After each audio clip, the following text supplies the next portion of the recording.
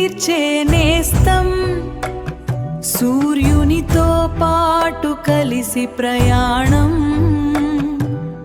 అలుపెరుగని జీవన పోరాటం, ఎంత శ్రమకైనా ఓర్చే తత్వం, సద్భావనకు అందరి ఆకలి తీర్చే నేస్తం, సూర్యునితో పాటు కలిసి ప్రయాణం, అలుపెరుగని జీవన పోరాటం, ఎంత శ్రమకైనా ఓర్చే తత్వం, సద్భావనకు అసలైన నిదర్శనం.